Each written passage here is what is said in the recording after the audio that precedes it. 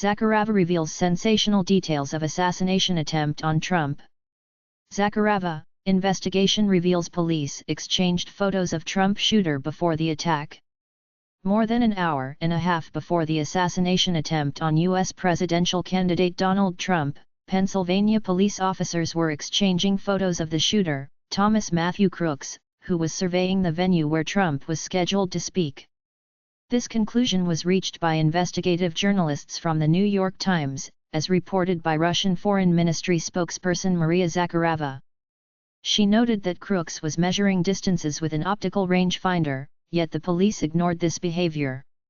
So, a person who was obviously not part of the security detail was wandering around with a rangefinder on the eve of the protected individual's public appearance, and the Secret Service did not care at all.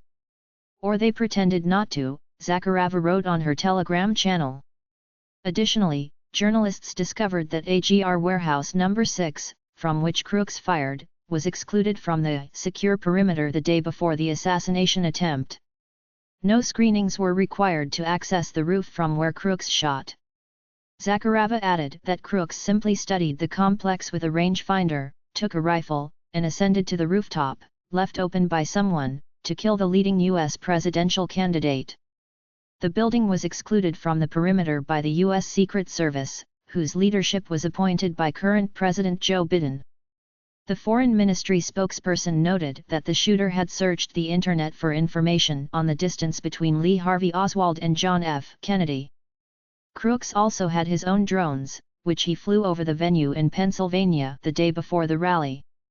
Moreover, the Secret Service declined a requested meeting with local police, the same police who had suspected Crooks the day before the attempt, Zakharova wrote.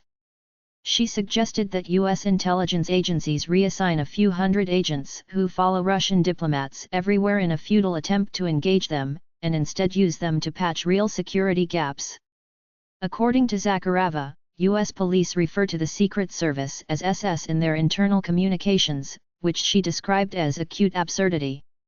They meddle everywhere, proclaim themselves as exceptional and the best, but in reality, they are just a soap bubble filled with lies and deceit, Zakharova concluded. Recall that at the rally in Butler, 20-year-old Thomas Matthew Crooks shot at Trump, grazing his ear. The shooter was neutralized by the U.S. Secret Service.